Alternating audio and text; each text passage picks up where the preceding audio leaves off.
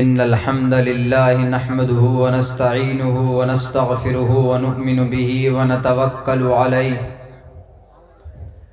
ونعوذ بالله من شرور أنفسنا ومن سيئات أعمالنا من يهده الله فلا مضل له ومن يضلله فلا هادي له ونشهد أن لا إله إلا الله وحده لا شريك له ونشهد أن سيدنا ومولانا محمدا عبده ورسوله أما بعد فأعوذ بالله من الشيطان الرجيم بسم الله الرحمن الرحيم قال الله تبارك وتعالى في القرآن المجيد إنما يخشى الله من عباده العلماء وقال الله تبارك وتعالى قل هل يستوي الذين يعلمون والذين لا يعلمون قال النبي صلى الله عليه وسلم إن العلماء ورثة الأنبياء وقال النبي صلى الله عليه وسلم طلب العلم فريضة على كل مسلم أو كما قال عليه الصلاة والسلام. All praise and thanks are Allah's, the Lord of the Alameen, mankind, jinn and all that exist. You honor only that ruling judge. The day of recompense, it means the day of resurrection. You only we worship, you only we ask for help each and everything. Guide us to the right path, to the straight way. May praise be to Allah and cherisher, the sustainer of the worlds, and may the blessings and peace be upon the master of prophets, on all of his companions. The primary aim of education is to prepare and to qualify the new generation for participation in the cultural development society. Narashan samvajinam vajanni shaidiram pusanam sanmairim he ratham nadurgadavasava sudanavo vishwasammano ahan so nishpiparta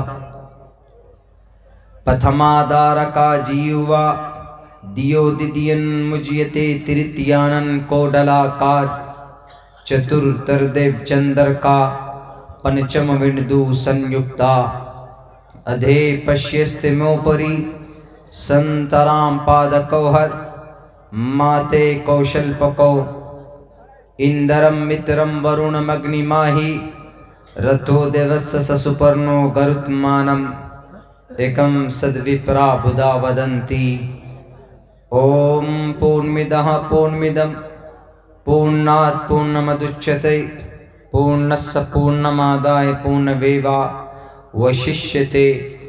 Om Shanti Om Shanti Om Shanti. मोहतरम सामीन किराम, stage पर मुअज़्ज़ज़ उलमाए किराम, बुजुर्गान दीन, दानिश्वरान कौम व मिल्लत और हमारी समाज की बहू बेटियों, मैंने आप लोगों के सामने कुरान करीम की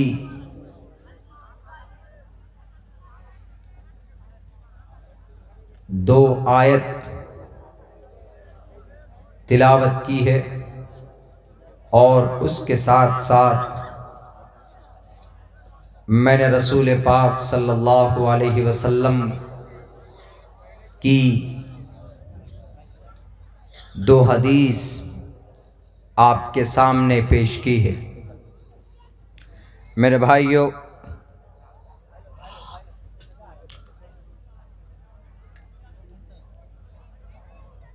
उनका ताल्लुक़, उनका इशारा तालीम علماء کرام، اولیاء اللہ، قوم کی بلندی اور قوم کی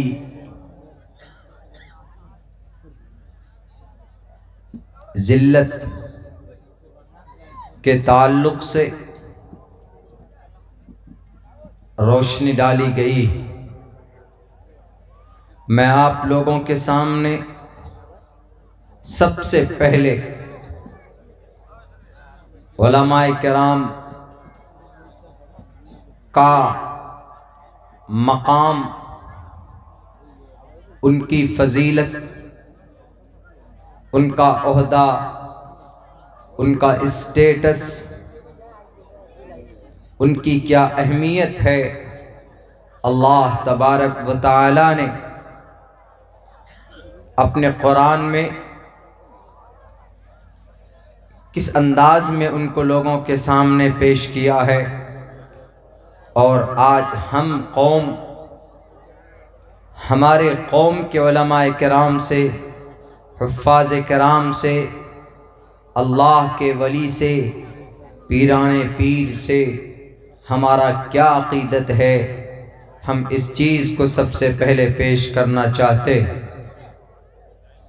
میرے بھائیوں، سچ تو یہ ہے کہ اللہ تبارک و تعالی کے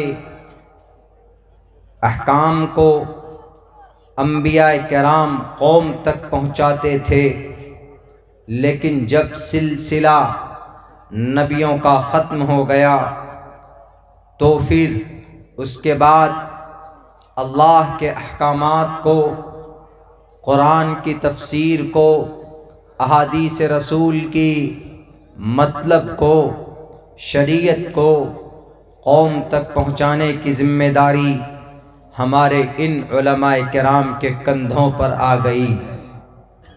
گویا کہ جو کام نبیوں کا تھا، جو ذمہ داری ان کی تھی، ان کے چلے جانے کے بعد یہ ذمہ داری وراثت میں حضرات علماء کرام کو اللہ کے نبی علیہ السلام نے دے دی۔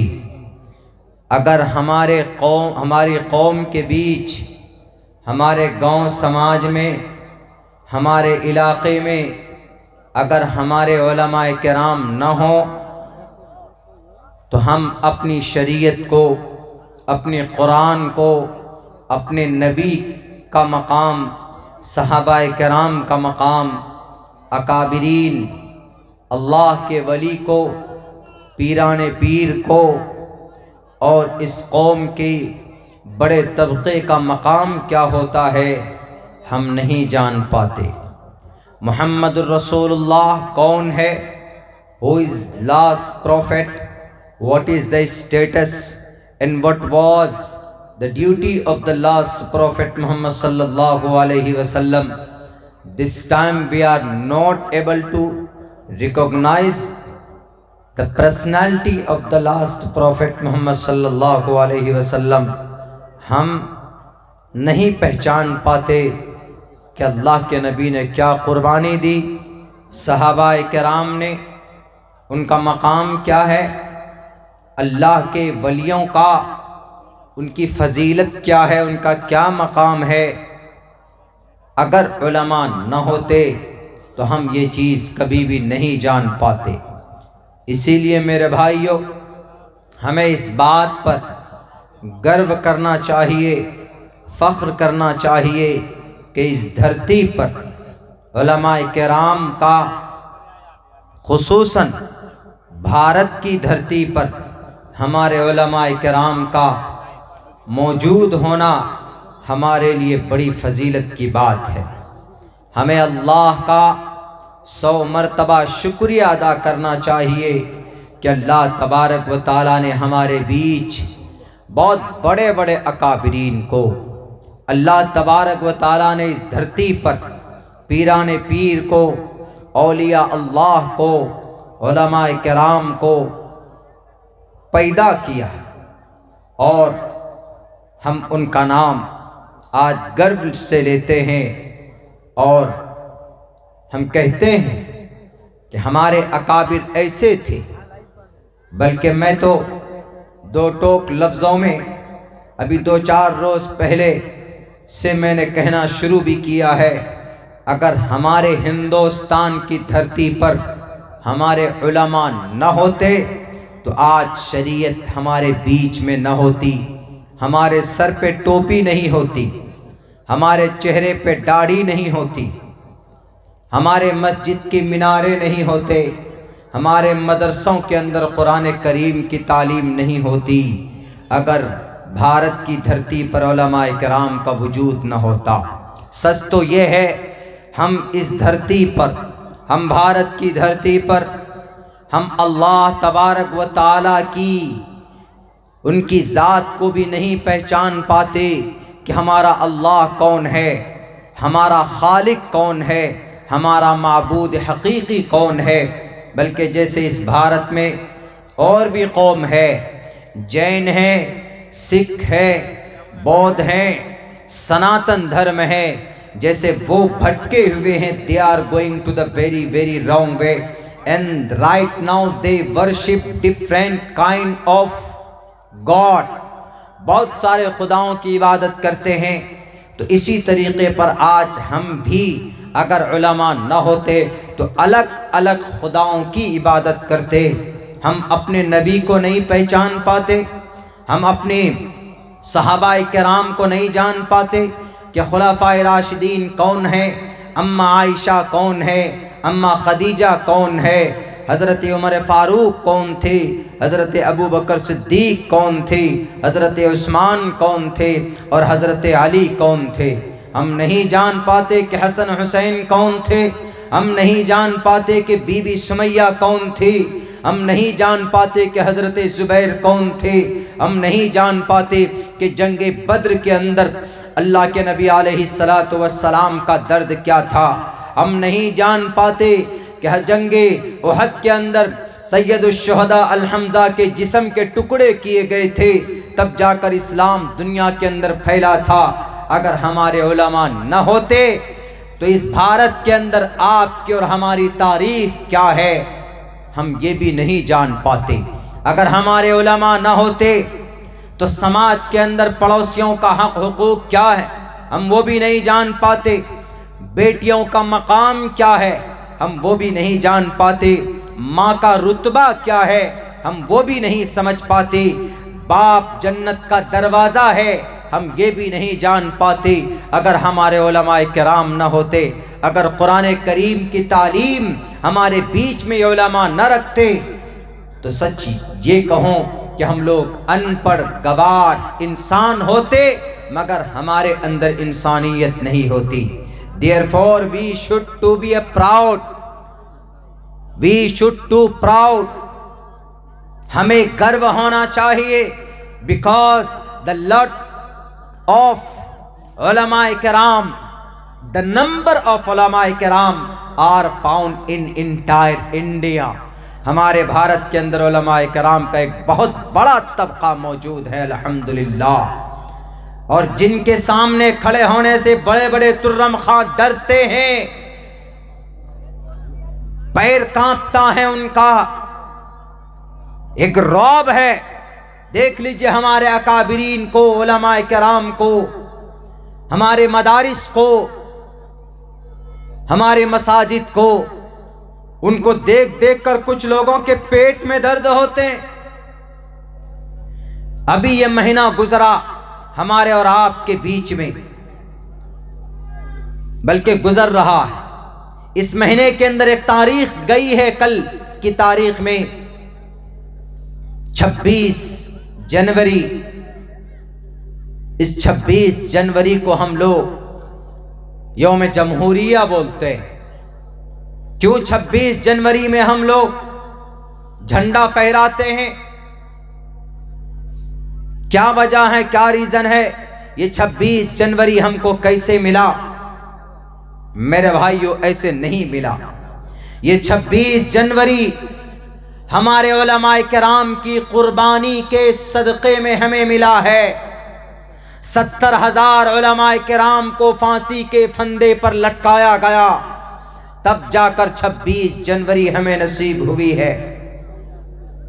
26 جنوری کا مطلب جب یہ دیش آزاد ہوا تھا، اس وقت 15 اگست 1947 کو یہ دیش آزاد ہوا، لیکن اب یہ دیش چلے گا کس قانون کے تحت؟ حکومت کس کی ہوگی؟ تو ایک قانون کی ضرورت تھی۔ 15 اگست 1947 کو دیش تو آزاد ہو گیا، لیکن اب اس دیش کو چلائیں گے کیسے؟ سسٹم کیا ہوگا؟ قانون کیا ہوں گے؟ تو پھر 3 سال کی مدت میں ڈاکٹر بھیم راؤ امبیڈکر کی ٹیم کے ذریعے سے ایک قانون، ایک سمویدھان تیار کیا گیا، اور اسی سمویدھان اور قانون کو 26 نومبر 1949 کو 1949 کو یہ جو قانون بنا تھا اس کو ایکسپٹ کیا گیا، قبول کیا گیا۔ 26 جنوری کے دن وہ قانون 1950 26 جنوری کو وہ قانون پورے بھارت کے اندر نافذ کیا گیا۔ تو جس دن ہمارے دیش میں قانون نافذ ہوا وہ دن 26 جنوری کا تھا، اور اسی 26 جنوری کو ہم لوگ ریپبلک ڈے، یوم جمہوریہ کے طور پر مناتے ہیں، یعنی اس دن ہمارے دیش میں قانون لاگو ہوا تھا۔ آزادی کی وجہ سے قانون بنا، اور آزادی آئی کہاں سے؟ پوچھئے ان لوگوں سے جو لوگ کہتے ہیں کہ اس دیش میں علماء کرام غلط جگہ سے جوڑتے ہیں، جن کی ٹوپی داڑھی دیکھ کر ٹیررزم یاد آ جاتی ہے، ان لوگوں کو دہشت گرد گھوشت کرتے ہیں یہ لوگ۔ بتائیے ان لوگوں کو کہ آزادی تمہیں کہاں سے ملی؟ علماء کرام کی قربانی کی وجہ سے آزادی ملی ہے۔ کوئی مائے کا لال کھڑا نہیں تھا انگریز کے سامنے۔ انگریز کے سامنے کون کھڑے تھے؟ علماء کرام کھڑے تھے۔ انگریز سے مقابلے کے لیے تلوار لے کر میدان میں کون کودا تھا؟ علماء کرام کودے تھے۔ دلی کی چاندنی چوک سے لے کر خیبر تک کا کوئی درخت ایسا باقی نہیں تھا جس میں علماء کرام کی یہ گردنیں نہ لٹکی ہوئی ہو۔ خیبر کی پہاڑیوں سے پوچھئے، دلی کی جامع مسجد سے پوچھئے کہ علماء کرام کون تھے، علماء کرام کا کیا مقام تھا۔ آج مدرسوں کو بند کیا جا رہا ہے۔ کون سا مدرسہ جہاں پر قرآن کریم کی تعلیم دی جاتی؟ کون سا مدرسہ جہاں پر علماء کرام بیٹھ کر چھوٹے چھوٹے بچوں کو پڑھاتے ہیں؟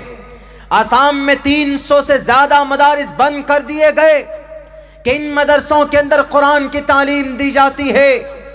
کہتے ہیں کہ قرآن کی تعلیم بند کرو، نہیں تو ان مدرسوں کے اندر شریمد بھگوت گیتا کو بھی پڑھانا ہوگا۔ ہم کہیں گے کہ ٹھیک ہے پڑھاؤ، آپ شریمد بھگوت گیتا بھی پڑھاؤ، لیکن شریمد بھگوت گیتا کے اس منتر پر عمل کرنا ہوگا جس کے اندر کہا گیا اہنسا ستیم کرودستیاگ شانتی رپیشنم دیا بھولیشولو لوپ توم ہیر چاپلام۔ غصے پر عمل نہیں ہوگا، ظلم و ستم پر عمل نہیں ہوگا، محبت کے ذریعے سے یہ دنیا اور دیش کے اندر انسان رکیں گے۔ قرآن کریم کے اندر ہے اقیم الصلاۃ، نماز قائم کرو۔ شریمد بھگوت گیتا کے اس منتر کو بھی پڑھایا جائے گا جس کے اندر کہا گیا پتھما دارکا جیوا دیو ددین مجیتے ترتیانن کوڈلا کاریہ چترتر دیو چندر کا پنچم وندو سنیکتا۔ کہ لوگوں ساستانگ کرو۔ مسلمان نماز پڑھتا ہے قرآن کے آرڈر پر، تو آپ کو بھی شریمد بھگوت گیتا کے اس منتر کو پڑھانا ہوگا۔ اس منتر کے اندر نماز کی تعریف کی گئی ہے۔ قرآن کریم کے اندر کہا گیا کہ ماں سماج کی ماں بہنوں پردے میں آ جاؤ، अधे पश्यस्ते मो परी संतराम पाद कौहर माते कौशल पको। किसी भी गैर महरम लड़के से बात मत करो, किसी भी गैर महरम शख्स से बात मत करो, किसी भी मर्द से नाजायज ताल्लुकात मत बनाओ, अपने निगाहों को नीची रखो, पर्दे के अंदर रहो, कुरान और हदीस के मुताबिक, शरीयत के मुताबिक, अम्मा आयशा की ज़िंदगी के मुताबिक, फातिमा ज़हरा के मुताबिक ज़िंदगी के मुताबिक अपनी ज़िंदगी गुजारो। कुरान में कहा गया तो तुम्हारे श्रीमद् भगवत गीता में ये बात कही गई, अधे पश्यस्ते मो परी संतराम पाद कौहर माते कौशल पको, कि माएँ अपनी घूंघट नीची कर लीजिए, समाज की बहनें अपने ऐसे लिबास में आप मार्केट जाइए जिससे आपके बदन का कोई अज़्ब दूसरों को न दिखे। ये हुक्म लागू करो। कुरान के अहकाम पर हम अमल करते हैं। अगर आसाम के अंदर कुरान करीम की तालीम दी जाती है तो वहाँ के मुसलमान कुरान करीम के अहकाम के मुताबिक ज़िंदगी गुजारते हैं।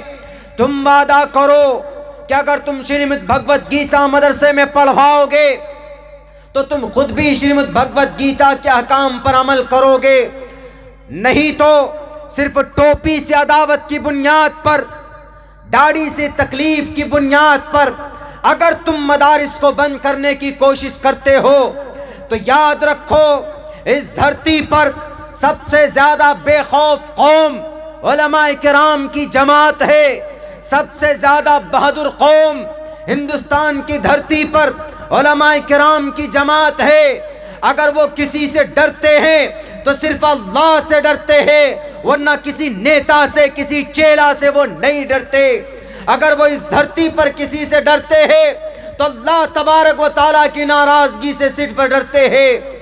उनके सीने के अंदर कुरान होता है और उनके सीनों के अंदर अहादीस रसूल का ज़ख़ीरा होता है। उनके सीने के अंदर रसूलुल्लाह की मोहब्बत होती है, वाशिक़ रसूल होते हैं, वो किसी से नहीं डरते हैं। अगर किसी से भी मुकाबला करना पड़े तो वो पीछे नहीं हटते हैं। एक बात याद रखो, आसाम हुकूमत के लोगों, उत्तर प्रदेश के अंदर हमारे मदारिस को बंद करने वालों, हमारे उलमाए किराम के हाथ में हथकड़ी लगाने वालों, एक बात याद रखना, जब 1857 में अंग्रेज से जंग की बात की ज़रूरत पड़ी थी, जंग की ज़रूरत पड़ी थी, कौन मैदान में था? शामली के मैदान में मौलाना कासिम नानोतवी थे। मौलाना कासिम नानोतवी ने कहाँ से पढ़ा था? मदरसे से पढ़ा था। शाह वलीउल्लाह मुहद्दिस देहलवी कहाँ से पढ़े थे? मदरसे के पढ़े हुए थे। शाह अब्दुल अजीज मुहद्दिस देहलवी कहाँ से पढ़े थे? मदरसे से पढ़े थे। मौलाना जाफर थानेसवी कहाँ से पढ़े थे?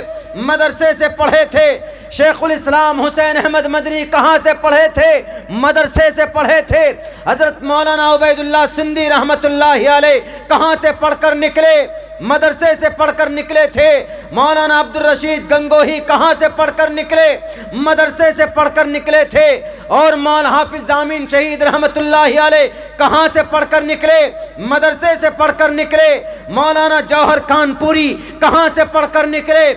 मदरसे से पढ़कर निकले। मेरे भाइयों, मौलाना अहमद रजा खां बरेलवी कहाँ से पढ़कर निकले? मदरसे से पढ़कर निकले थे।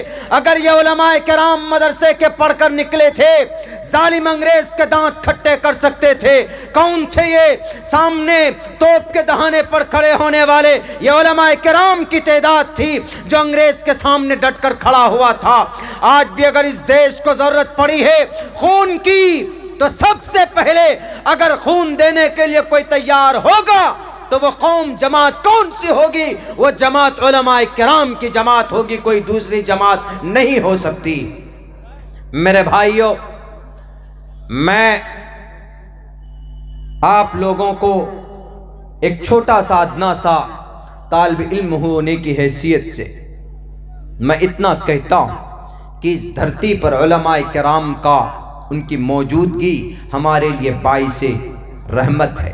क्यों? हमें वो कुरान पढ़ कर बताते हैं, वरना आज हम 3-4 खुदा की इबादत करते।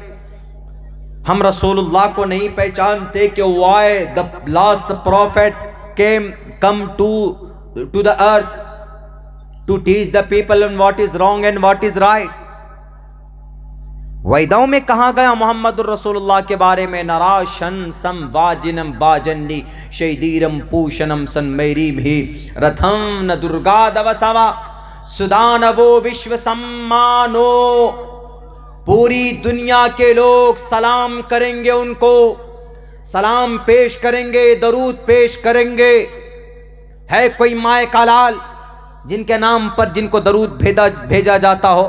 نہیں بھیجا جاتا. لیکن پروفٹ محمد صلی اللہ علیہ وسلم کو ہم لوگ جب ان کا نام آ جائے درود پڑھنا لازمی اور ضروری ہو جاتا. بتاؤ کوئی مائے کا لال، بڑا بڑا ترم خاں آیا اس دھرتی پر، بڑے بڑے لوگ آئے، بڑے بڑے بہادر، بڑے بڑے بادشاہ اور بڑے بڑے پہلوان اس دھرتی پر آئے. رستم آیا، نوشیرواں آئے، چنگیز آیا، ہلاکو خان آیا، بڑے بڑے لوگ آئے.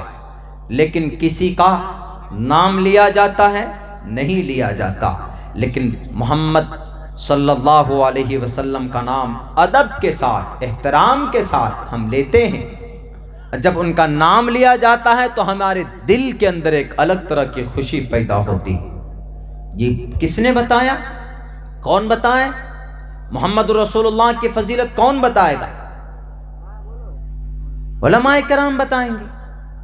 اگر علماء نہ ہو، اگر یہ چھپانے پہ آ جائیں، قرآن کی شریعت کی باتیں چھپانے پہ آ جائیں، تو پھر ہمیں سچائی کا کیسے پتہ چلے گا؟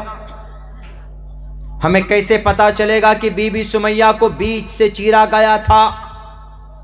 ہمیں کیسے پتہ چلے گا کہ حضرت خباب بن ارد کو انگاروں پر لٹا کر تڑپایا گیا تھا؟